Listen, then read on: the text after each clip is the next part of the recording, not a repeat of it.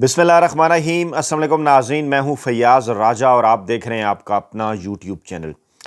दोस्तों, इमरान खान साहब से खौफज़दा पाकिस्तान के रवायती सियासी माफिया, उनके हैंडलर्स और सहूलतकारों ने अगरचे अपने मुस्तकबिल के हवाले से 27वीं आइनी तरमीम के ज़रिए तमाम तर बंदोबस्त कर लिया है अपने तईं, लेकिन इसके बावजूद इमरान खान साहब का खौफ, उन्हें जो इमरान खान साहब से खौफ है वो उन्हें किसी पल चैन नहीं लेने दे रहा। और 27वीं आइनी तरमीम में तमाम तर गैर आइनी और गैर कानूनी इक़दामात उठा लेने के बावजूद आज के दिन तक, इस वक्त भी जब मैं आपके सामने ये वीडियो रख रहा हूँ, इमरान खान साहब से डील हासिल करने, उनसे एनआरओ लेने की कोशिशें की जा रही हैं। और ताज़ा तरीन इत्तलात के मुताबिक सेनेट और कौमी असम्बली से 27वीं आइनी तरमीम पास करवाने से पहले आज एक बार फिर इमरान खान साहब को डील की पेशकश कर दी गई है।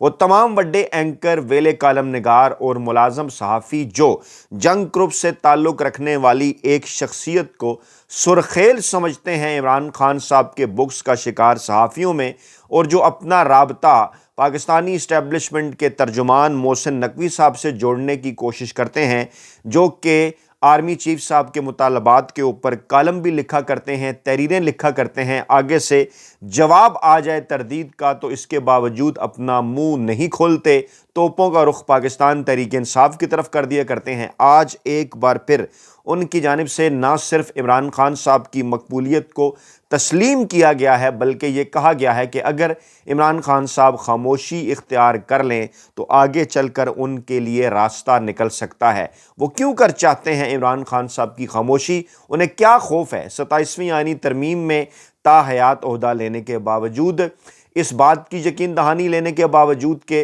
वो वर्दी पहने रहेंगे ताउमर, अगर वो उनका ओहदे की मुद्दत मुलाजमत ख़त्म हो जाएगी इसके बावजूद उन्हें बरात भी मिलेंगी, वो फील्ड मार्शल भी कहलाएंगे, वो वर्दी भी पहने रखेंगे, लेकिन इसके बावजूद क्या खौफ है जो उन्हें किसी पल चैन नहीं लेने दे रहा। उन्हें इस बात का एहसास है कि इमरान खान साहब वापस आया, इमरान खान साहब अगर पाकिस्तानी इक़्तिदार के अंदर वापस आए तो पाकिस्तानी अवाम उनका वो हाल करेंगे कि तारीख़ याद रखी गई। इसलिए एक बार फिर आज एक मखसूस सहाफ़ी के ज़रिए, जंग ग्रुप के एक मखसूस सहाफ़ी के ज़रिए इमरान खान साहब को एक बार फिर, जी हाँ, आज की तारीख़ में 9 नवंबर 2025 को एक बार फिर इमरान खान को पैगाम भिजवाया गया है, जहाँ आर्मी चीफ साहब के टेक्निकल बास समझे जाने वाले ख्वाजा आसिफ ने आज बाकायदा तौर पर आर्मी चीफ साहब के घर जाने का ऐलान किया कि उनकी मुद्दत मुलाजमत में कोई इजाफा नहीं हो रहा, आर्मी चीफ साहब घर जा रहे हैं, सिर्फ उन्हें मरात मिलेगी, अवाम कंफ्यूज ना हो। वहीं ये जो इमरान खान साहब को पेशकश की गई है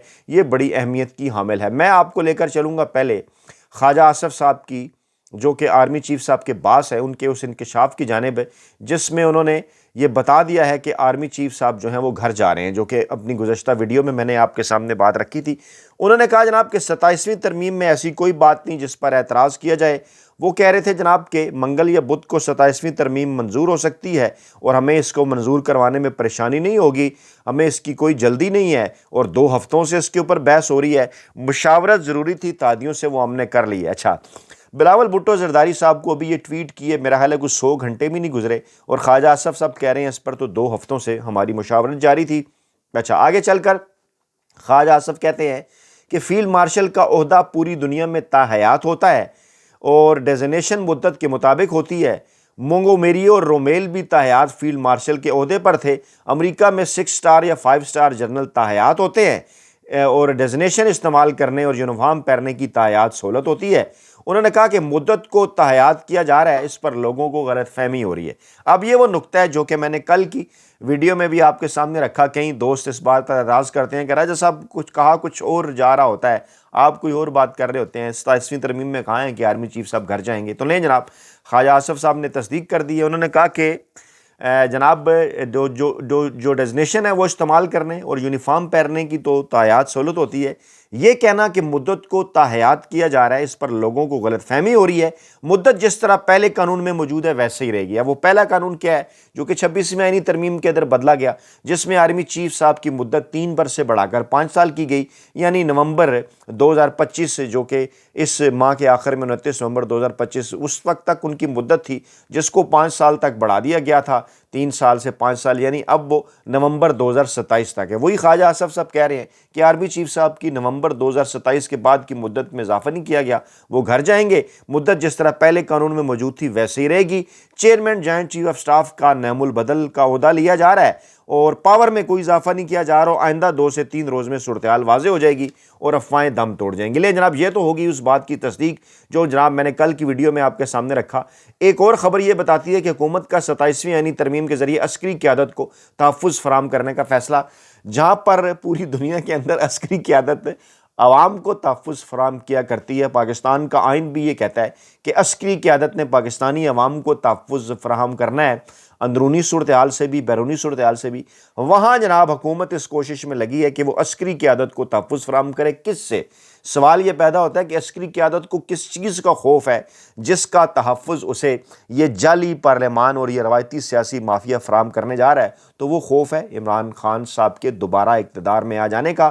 کل میں نے آپ کے سامنے شمع جنیجو صاحبہ کا ایک ٹویٹ بھی رکھا تھا جس میں انہوں نے واضح کیا تھا کہ اگر عمران خان صاحب کے دوبارہ آنے کا خوف نہ ہوتا تو یہ سب کچھ نہ کیا جا رہا ہوتا۔ ایسا ہی ہے، آج اس کی تصدیق ہو گئی۔ کل مزدور صافی نے اپنی رات کی ویڈیو میں جو چیز آپ کے سامنے رکھی تھی، آج ARY گروپ بھی یہ بات مان رہا ہے کہ جناب مارشل آف ایئر فورس اور اس کے ساتھ ساتھ جناب فیلڈ مارشل اور ایڈمرل آف فلیٹ جو ہیں وہ 248 آئین کے تحت صدر کے طرز قانونی کارروائی سے محفوظ رہیں گے بعد میں بھی، یعنی تاحیات۔ اور اب آج کی یہ اطلاعات ہیں کہ جیسے صدر کو استثناء حاصل تھا ان کی ٹرم کے دوران، اب یہ کہا جا رہا ہے کہ آصف زرداری صاحب کو بھی تاحیات استثناء دے دیں، شہباز شریف صاحب کو بھی تاحیات، یعنی وزیر اعظم کو بھی تاحیات استثناء، زرداری صاحب کو بھی تاحیات استثناء اور آرمی چیف صاحب کو بھی تاحیات استثناء کہ ان کے خلاف فوجداری کا کوئی مقدمہ نہیں چل سکے گا۔ اب کیا خوف ہے؟ سوال تو پیدا ہوتا ہے نا ہمارے ذہنوں میں۔ آپ بھی کمنٹ باکس میں اس کے اوپر اپنی قیمتی رائے کا اظہار کریں کہ وہ کیا خوف ہے۔ کیا میں درست کہہ رہا ہوں کہ واقعی وہ خوف عمران خان صاحب کا ہے کہ جناب ان کے ذہنوں میں یہ بات بیٹھ چکی ہے کہ خان نے دوبارہ آنا ہے اور اس لیے ان کے خلاف کارروائیاں ہونی ہیں، اور اس لیے اب کہہ رہے ہیں کہ اس وقت تک ان کے خلاف عدالتی کارروائی نہیں ہو سکتی جب تک وہ کوئی جناب جب تک انہیں اس قسم کا جو استثناء ہے وہ جناب حاصل ہے، اور اعلیٰ رینک افسران بھی صدر بھی قانونی کارروائی سے محفوظ رہیں گے، اور قومی اسمبلی اور سینٹ میں 2/3 اکثریت سے منظوری جیسے لازمی ہے نا صدر کو ہٹانے کے لیے، اسی طرح کا معاملہ اب وہ آرمی چیف صاحب کے متعلق بھی کرنے جا رہے ہیں۔ اچھا، اب یہ جناب صورتحال ہوگی واضح، اور ڈیل کی تازہ ترین پیشکش کی طرف لے کر بڑھنے سے پہلے میں آپ کے سامنے اپوزیشن نتاد محمود خان اچکزئی اور علامہ راجہ ناصر عباس جو کہ سیکنڈ لاسٹ کارڈ کے طور پر عمران خان صاحب کے سامنے آئے تھے، کیونکہ خان صاحب نے اگلے 48 گھنٹوں کے اندر اپنا آخری کارڈ منگل کے دن کھیلنا ہے۔ ہماری اطلاعات کے مطابق اہم ترین اعلان وہ کرنے جا رہے ہیں۔ اس سے پہلے ہوا کیا ہے؟ ہوا جناب یہ ہے کہ اپوزیشن اتحاد نے مجوزہ 27ویں غیر آئینی ترمیم کے خلاف ملک گیر احتجاج چلانے کا اعلان کر دیا ہے، اور اس کا اعلان اپوزیشن اتحاد کے سربراہ محمود خان اچکزئی اور وائس چیئرمین علامہ راجہ ناصر عباس جو کہ دونوں کپتان کے نئے کھلاڑی ہیں قومی اسمبلی اور سینٹ کے اندر، ان کی جانب سے کیا گیا ہے۔ اور علامہ راجہ ناصر عباس نے کہا ہے کہ قوم 27ویں آئینی ترمیم کے خلاف اٹھ کھڑی ہو۔ محمود خان اچکزئی نے کہا کہ آئین ریاست اور باسیوں کے درمیان عمرانی معاہدہ ہوتا ہے، مجھ سے آئین کے تحفظ کا 5 بار حلف لیا گیا ہے، عوام بھی پوچھتے رہے کہ کب تحریک کی ابتدا ہونی ہے، جس طرح یہ آئین کی بنیادوں کو ہلا رہے ہیں اب تحریک کے سوا کوئی چارہ نہیں ہے۔ محمود خان اچکزئی نے کہا کہ عوام کو کوئی تسلیم نہیں کر رہا، لہٰذا ہم عوام کے پاس جا رہے ہیں، اور آج رات سے ہماری ملک گیر عوامی تحریک شروع ہو جائے گی۔ ہمارا آج رات سے ایک ہی پہلا نعرہ ہوگا جمہوریت زندہ باد، دوسرا نعرہ ہوگا آمریت مرد آباد، حالانکہ میرے خیال میں پہلا نعرہ یہ ہونا چاہیے آمریت مرد آباد، دوسرا جمہوریت زندہ باد، اور پھر انہوں نے کہا ہمارا تیسرا نعرہ قیدیوں کی رہائی سے متعلق ہوگا۔ ہم بتائیں گے کہ پاکستان کے عوام جو چاہیں گے وہی فیصلہ ہوگا، ہم بتائیں گے کہ آئین بالادست اور پارلیمان طاقت کا سرچشمہ ہوگی۔ پھر محمود خان اچکزئی تحریک تحفظ یعنی پاکستان کے سربراہ، انہوں نے تمام اسٹیک ہولڈرز کو خط لکھنے کا فیصلہ کیا ہے، اور آج ہنگامی اجلاس ہونے جا رہا ہے۔ تحریک تحفظ یعنی پاکستان کا ترجمان اخندزادہ حسین یوسف زئی نے بتایا کہ 27ویں ترمیم ایسے وقت میں لائی جا رہی ہے جب اپوزیشن لیڈر کا عہدہ خالی ہے، قوم سے حقائق چھپائے جا رہے ہیں، اور انہوں نے کہا کہ قوم کے ساتھ باریک وعدات ڈالی جا رہی ہے، حقائق چھپائے جا رہے ہیں۔ ہم آصف زرداری اور نواز شریف سمیت تمام سیاسی شخصیات کو خط لکھنے جا رہے ہیں۔ ہم 12 ایسوسیشن اور اسٹیک ہولڈر سمیت اپنا مقدمہ عوام کی عدالت میں لے کر جا رہے ہیں، اور آج رات اپوزیشن اتحاد کا جو ہنگامی اجلاس طلب کیا گیا ہے، اس میں محمود خان اچکزئی اور علامہ راجہ ناصر عباس خصوصی طور پر شرکت کریں گے۔ اور پھر اخونزادہ حسین یوسفزئی نے یہ بھی کہا کہ 8 فروری کو دھونس اور دھاندلی سے بنی حکومت کسی قسم کی کوئی قانون سازی نہیں کر سکتی۔ اب جناب آپ کو لے کر چلتے ہیں ہم اس آخری پیشکش کی جانب جو کہ پاکستانی اسٹیبلشمنٹ کے خود ساختہ اور غیر سرکاری ترجمان سہیل وڑائی صاحب کی جانب سے جنگ میں ایک تحریر لکھ کر عمران خان صاحب کو کی گئی ہے۔ موصوف کہتے ہیں کہ علم ابجد کے مطابق ہر نام کو اعداد کی روح سے دیکھا، جانچا اور سمجھا جاتا ہے۔ حیران کن طور پر پاکستان کے 2 بڑے نام لفظ عین سے شروع ہوتے ہیں۔ عاصم کے معنی محافظ کے ہیں، جبکہ عمران کا مطلب خوشحالی اور ترقی ہے۔ اب محافظ کا کیا کام ہوتا ہے اور خوشحالی اور ترقی دینے والے کا کیا کام ہوتا ہے، یہ انہوں نے نہیں بتایا۔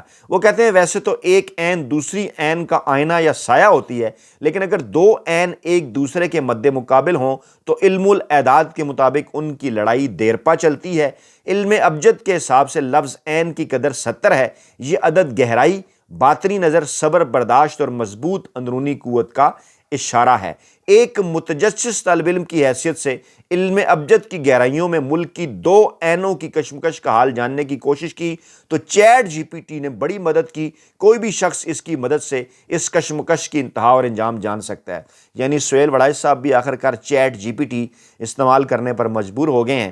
ہم جیسے صحافیوں کو اور سوشل میڈیا استعمال کرنے والے نوجوانوں کو تانا دینے والے موصوف کہتے ہیں میں نے چیٹ جی پی ٹی سے پوچھا کہ کیا 2 عینوں کے درمیان کبھی مفاہمت ہو سکتی ہے، تو جواب آیا کہ صرف ایک صورت میں، اور وہ یہ کہ ان میں سے ایک جذباتی طور پر آگے بڑھ جائے۔ عین کا مسئلہ یہ ہے کہ وہ کبھی ماضی نہیں بھولتی، اسے ہر تفصیل یاد رہتی ہے، مگر وہ کبھی کھل کر اس پر بات بھی نہیں کرتی۔